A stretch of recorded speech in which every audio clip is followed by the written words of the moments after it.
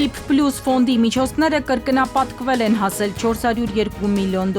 Ֆինանսավորումը Սյունիքով անցնող Թրամփի ուղու համար է։ Թեժ խորհրդարանական նիստ գրքերը հատել են բարեկրթության սահմանները։ Քաղաքացու ուսերին պարտքի բեռը ծանրանում է, կառավարությունը նոր վարկեր կվերցնի միջազգային բանկերից։ Կիևը զանգվածային հրթիռակոծության տակ ռուսական զինուժը հուժկու հարված է հասցրել 15 զոհ կա։ Մոսկվան պատասխան կտա ավերածությունների համար ֆոն դեր Լայենն ասել է ռուսական սառեցված ակտիվներից 1.4 միլիարդ եվրո կտան Կիևին։ Երևանյան լիճը էկոլոգիական ճգնաժամի առաջ այստեղ սատկած ձկներ են շուրջը գարշահոտություն բնապահպանների ահազանգը։ Ջրափրկարարները Սևանա լճում երեխային խեղդվելուց են փրկել 5-ամյա աղջկա կյանքին վտանգ չի սպառնում։ Թայլանդում ֆուտբոլային խաղի ժամանակ կայծակի հարվածից ֆուտբոլիստ է զոհվել, վիրավորներ կան։ Արմենիայի եթերում նորությունների գլխավոր ժամն է, բարի երեկո, ես Շահանե Մեժումյանն եմ, ամենակարևորն ու դիտարժանը մեր եթերում։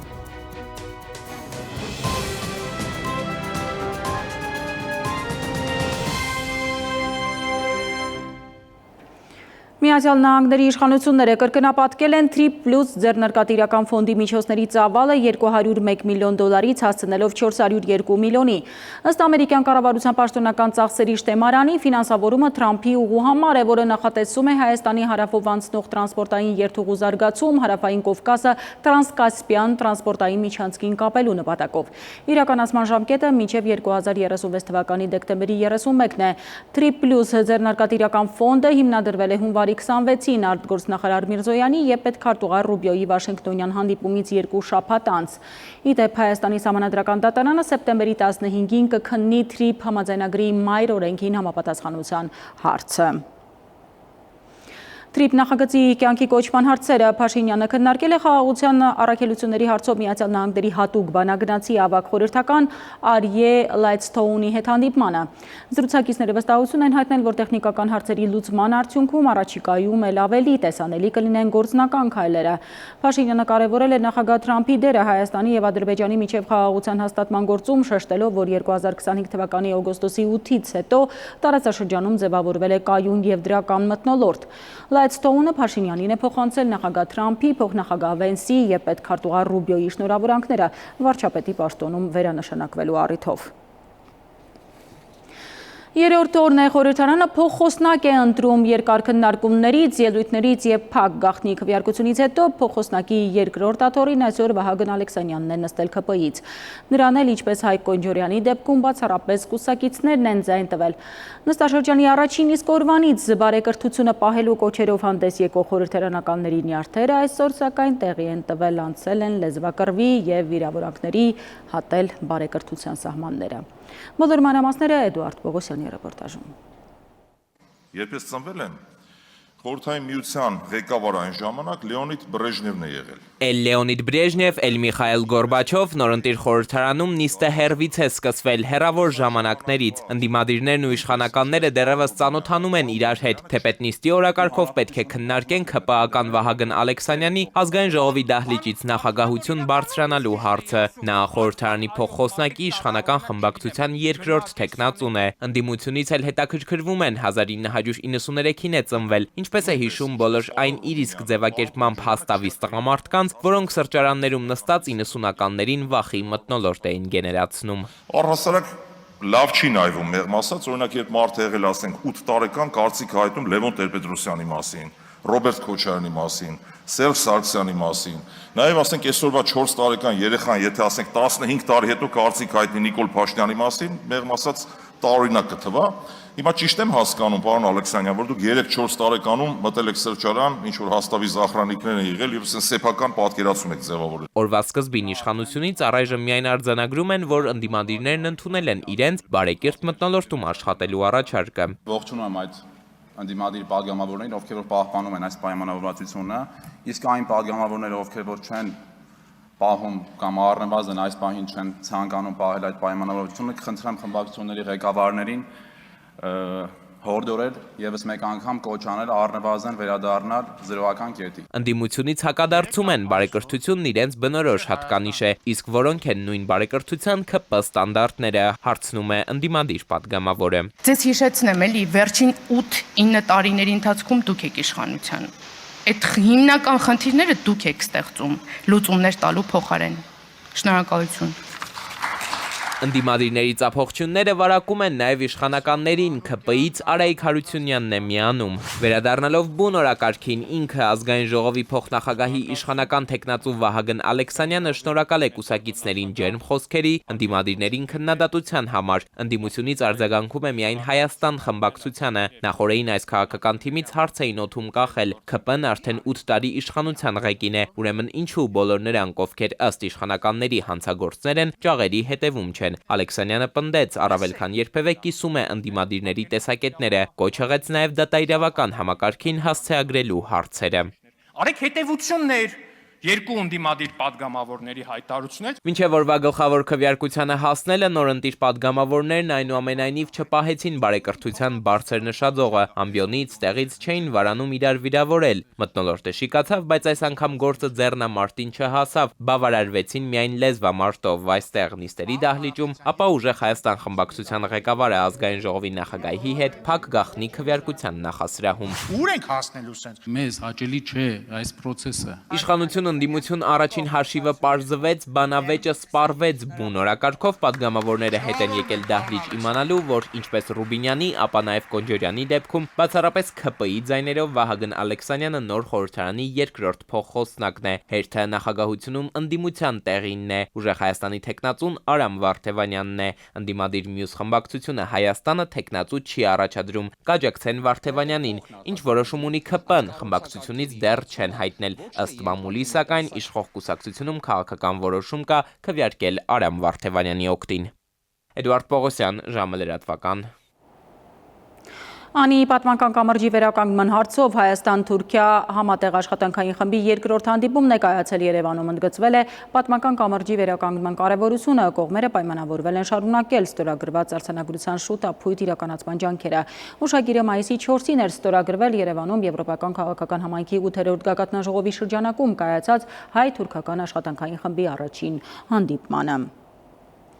Եվրասիական տնտեսական միության հետ ապահարզանի շեմին հասած Հայաստանը ըստ նույն կառույցի պաշտոնական տվյալների այս տարվա առաջին կիսամյակում հունվար-հունիս ամիսներին ունեցել է բեռնափոխադրումների 12.6% աճ։ ԵԱՏՄ-ից հայտնել են, որ մեր երկրում ավելացել են նաև ուղևորափոխադրումները կազմելով 6.1%։ Ընդհանուր առմամբ ԵԱՏՄ ուղևորաշրջանառությունը ևս ակտիվացել է, ամբողջական համապատկերում աճը 0.8% է։ Իհարկե ձեռնատու է, այս պահին արդեն ԵԱՏՄ ձեռնատու չէր, հասկացանք, որոշել եք դուրս գաք, էլի հասկացանք, քաղաքական գիծ եք իրականացնում, ամեն ինչը պես կարելի է նախապատրաստել, ոչ ոք ոչ նախապատրաստածը, պարզապես ասում են բեռնատարը որ գնում է, ուր է գնում միջակայքում, պարզապես հաշվում չկա, վնասները տեսնում եք ամեն օր մի ճյուղ բացվում է, պայթում է, էլի վնասների քանակից։ Քաղաքացիների ուսերի նոր պարտքեր կծանրանան կառավարության վաղման նիստում նոր վարկային նախագծեր կընդունվեն առաջինով նախատեսվում է ստանալ $150 միլիոն բյուջետային վարկ Ասիական զարգացման բանկից։ Այն կտրամադրվի 15 տարով կլինի 4.58 լողացող տոկոսադրույքով։ Երկրորդ վարկային համաձայնագիրը վերակառուցման եւ զարգացման միջազգային բանկի հետ է, վարկի ընդհանուր ծավալը $170 միլիոն է։ Այս վարկի ժամկետը 28 տարի է, տարեկան տոկոսադրույքը 3.9%։ Հիշեցնեմ մարտի վերջի դրությամբ Հայաստանի կառավարության միայն արտաքին պարտքը գերազանցում էր $6.7 միլիարդ, իսկ ներքին եւ արտաքին պարտքը միասին գերազանցում է $14.1 միլիարդ, $500 միլիոն պարտք էլ ունի կենտրոնական բանկը։ Այժմ այն մասին, թե ինչ եք դիտելու թողարկման հաջորդ հատվածում։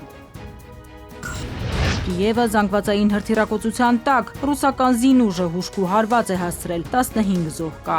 Մոսկվան պատասխան կտա ավերածությունների համար, ֆոն դեր Լայենն ասել է ռուսական սառեցված ակտիվներից 1.4 միլիարդ եվրո կտան Կիևին։ Երևանյան լիճը էկոլոգիական ճգնաժամի առաջ, այստեղ սատկած ձկներ են, շուրջը գարշահոտություն, բնապահպանների ահազանգը։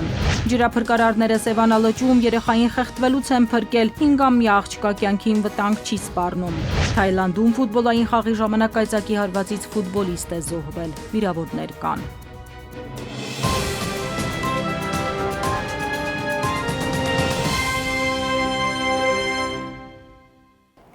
Ժամը շարունակում է աշխատանքը Արմենիայի ուղիղ եթերում։ Ռուսական զինուժը գիշերվա ընթացքում ԱԹՍ-ներով հարվածներ է հասցրել մայրաքաղաք Կիևի եւ Կիևի մարզի ուղղությամբ, ինչի հետևանքով զոհվել է առնվազն 15 մարդ, վիրավորվել ավելի քան 40-ը։ Հաղորդվում է, որ սա Ուկրաինայի վրա ամենամասշտաբային հարձակումներից մեկն էր։ Կիևի ռազմական վարչակազմը հայտնել է, որ հրթիռներն ու անօդաչու թռչող հարվածել են բնակելի շենքերի եւ մի քանի պահեստների։ Հարվածները հրդեհներ են առաջացրել քաղաքի 4 շրջաններում։ Միաժամանակ Օդեսայից հարավ էլ խոցվել է Ուկրաինայի զինուժի համար սպառազինություն եւ ռազմական գույք տեղափոխող ծովային 3 բեռնանավ։ Ռուսաստանը պետք է վճարի իր պատճառած ավերածությունների համար, X-ի իր էջում գրել է Եվրահանձնաժողովի նախագահ Ուրսուլա ֆոն դեր Լայենը։ Նա նշել է, որ ռուսական սառեցված ակտիվներից 1.4 միլիարդ եվրո հանձնվելու է Ուկրաինային։ Սա նպաստելու է Ռուսաստանի ապօրինի պատերազմի դեմ Ուկրաինայի շարունակական դիմադրությանը, գրել է ֆոն դեր Լայենը։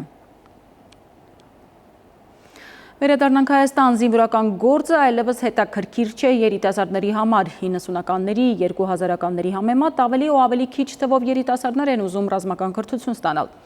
Մեր երկրի միակ ռազմական բուհի նկատմամբ հետաքրքրությունը շարժելու համար պետությունը մտադիր է փոխել որոշ զինվորական մասնագիտությունների տարիքային սահմանափակումը, որ ջահել զինվորականները նոր գիտելիքների եւ նոր պաշտոնների ձգտեն։ Բարձրագույն ռազմական կրթություն ստանալու հնարավորությունը նախատեսվում է հասանելի դարձնել նաև ավելի բարձր տարիքի զինծառայողներին։ Պաշտպանության նախարարությունը առաջարկում է որոշ խմբերի դեպքում ընդունելության առավելագույն շեմը սահմանել 45 տարեկանը։ Գումարտակների, դիվիզիոնների եւ էսկադրիլյաների, հրամանատարների ու նրանց տեղակալների համար գործող 37 տարեկանի սահմանափակումը նախատեսվում է բարձրացնել 8 տարով։ Ռազմական փորձագետները կարևորում են այս նախագիծը նկատի առնելով ռազմաուսումնական հաստատությունների նկատմամբ հետաքրքրության նվազումը։ Օրինակ, եթե 1994-95-96 թվականների ռազմական ինստիտուտում դիմորդների թվականակը ասենք 1-ին մինչև 10 էր հասնում, որտեղ երկրի բնակչության մեջ ծնողները ցանկանում են նաև որ իրենց զավակները դառնան զինվորական, որտեղ դա պատիվերով մասնագիտություն, հայրենիքի պաշտպանը, սոցիալապես ապահովված մասնագիտությունների կարգավիճակ է։ Հիմա արդեն տարիներ շարունակ այնտեղ մասնագիտություններ կան, որ նույնիսկ տեղերի քանակով շատ ավելի քիչ դիմորդներ են տալիս, քան տեղերի քանակը։ Պաշտպանության նախարարությունը փոփոխությունը հիմնավորում է արհեստավարժ զինված ուժերի ձևավորման եւ ռազմական կրթության զարգացման անհրաժեշտությամբ։ Կրթության փորձագետների գնահատմամբ տարիքային սահմանափակման մեղմացումը կարող է ընդլայնել մասնագիտական պատրաստություն ստացող զինծառայողների շրջանակը։ Փորձագետները փոփոխությունը կապում են նաև համակարգում համապատասխան որակավորում ունեցող կադրերի պահանջարկի հետ։ Երիտասարդների արտահոսք ըստ նրանց դժվար թե լինի, քանի որ ռազմական ոլորտում աշխատավարձերը համեմատաբար բարձր են։ Գումարած պետությունը տարբեր սոցիալական երաշխիքներ է ապահովում զինծառայողների համար եւ այդ դրական երաշխիքները համեմատած մի շարք այլ բնագավառների ավելի են շահագրգռում երիտասարդ սերնդին աշխատել ռազմական ոլորտում։ Շատերը հատկապես այս պայմաններում, երբ որ տնտեսական տարբեր իրավիճակներում են գտնվում եւ աշխատանքի կորցնելու առաջ են կանգնած, կուզենան օրինակ զինվորական մասնագիտություններ ձեռք բերել եւ տարիքը այդ ժամանակ խոչընդոտ չի լինի եւ դա կնպաստի հաստատ եւ կրթություն, պաշտպանություն կապի ամրապնդմանը եւ բացի դրանից նորմալ կադրերի հոսք դեպի պաշտպանական բնագավառ։ Փորձագետների գնահատմամբ տարիքային շեմի բարձրացումը կարող է ընդլայնել ռազմական կրթություն ստացողների շրջանակը, սակայն կադրերի ներգրավման համար որոշիչ են նաև կրթության որակը, ծառայության պայմաններն ու մասնագիտական առաջխաղացման հնարավորությունները։ Դավիթ Թադևոսյան, ժամը լրատվական։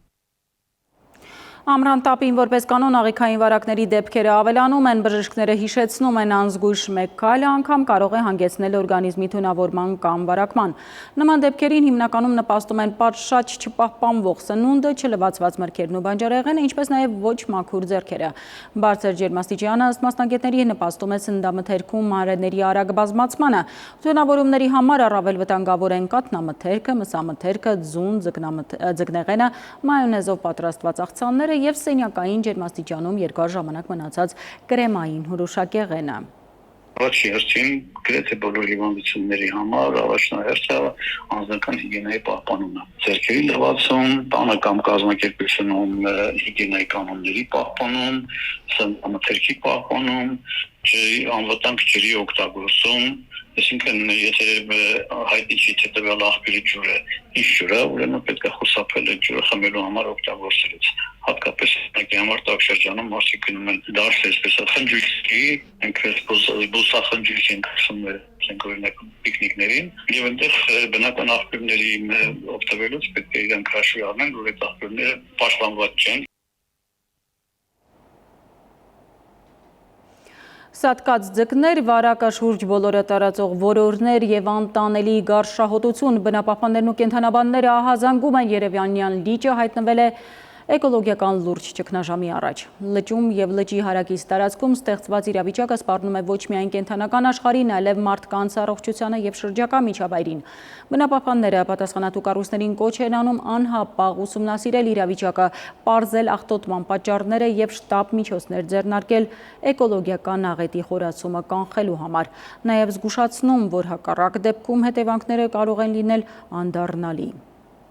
Երևանյան լճի էկոլոգիական վիճակը գնալով վատթարանում է։ Սկսենք նրանից, որ լճի ջուրը ամբողջովին ծաղկած է միաբջիջ ջրիմուռներով, առափնյա շրջանում առկա են կենցաղային աղբի մեծ կուտակումներ, առանձին հատվածներում, որտեղ կոյուղաջրեր են լիճ թափվում, հատկապես ամերիկյան դեսպանատան մերձակայքում, լճի առափնյա մակերեսը ամբողջովին պատված է բորբոսած աղբով ու գարշահոտությամբ։ Առանց շունչդ պահելու չես կարողանում քայլել ափով։ Լճի մակերեսին կան բազմաթիվ սատկած կենդանիներ, ձկներ, ջրլող թռչուններ, որորներ։ Որոշ դեպքերում էլ որորները անհասկանալի կերպով սկսել են սատկել։ Այսօր լճից 2 խեղդվող որոր եմ հանել, որոնք չեն կարողանում լողալ։ Գուցե հիվանդ են կամ թունավորված ինչ-որ բանից։ Մի խոսքով լիճը կարիք ունի մեր օգնության։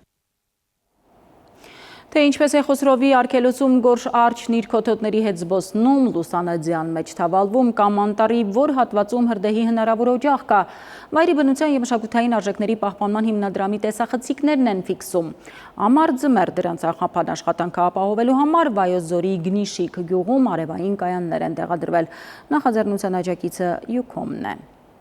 Գնիշիկում տեղադրված արևային էներգիայով աշխատող 2 ինքնավար կայանները կապահովեն վայրի բնության մշտադիտարկման տեսախցիկների անխափան եւ շուրջօրյա աշխատանքը։ Վայրի բնության եւ մշակութային արժեքների պահպանման հիմնադրամը դրանք տեղադրել է Յուքոմի աջակցությամբ։ Այս լուծումը հնարավորություն կտա մասնագետներին շարունակաբար հետևել վայրի կենդանիների տեղաշարժին եւ վարքագծին, ուսումնասիրել վտանգված տեսակների միգրացիոն ուղիները, ինչպես նաեւ ուժեղացնել ապօրինի որսի եւ անտառային հրդեհների կանխարգելման ուղղված հսկողությունը։ Տեխնոլոգիան էլի օգնում է, որ շրջակա միջավայրին մենք կարողանանք պահպանենք ու ինչու՞ չէ պաշտպանենք։ Եվ այստեղ է, որ կապը իբրև կապ եւ շրջակա միջավայրի տեխնոլոգիան իբրև օրինակի համար վերականգնվող էներգիան համատեղվին իրար հետ, որ մարդկության համար, շրջակա միջավայրի համար, բազմազանության համար դրամատրեն ինչ-որ ապահով ավաստարան։ Արևային էներգիայի կիրառումը միաժամանակ նվազեցնում է ավանդական էներգիայի աղբյուրներից կախվածությունը եւ թույլ է տալիս բնապահպանական խնդիրների լուծման համար կիրառել ավելի կայուն եւ բնությանը ներդաշնակ տեխնոլոգիական մոտեցումներ։ Դրանք հնարավորություն են տալիս ստեղծելու վայրի բնության պահպանության առավել հուսալի համակարգ, ապահովելով շարունակական վերահսկողություն եւ անհրաժեշտության դեպքում արագ արձագանք։ Շատ կարևորում եմ, որ լինելով հեռահաղորդակցման կազմակերպություն, Յուքոմը հենց քաջալերում է նորագույն տեխնոլոգիաներով եւ կապի, ամենակարևորը կապի միջոցով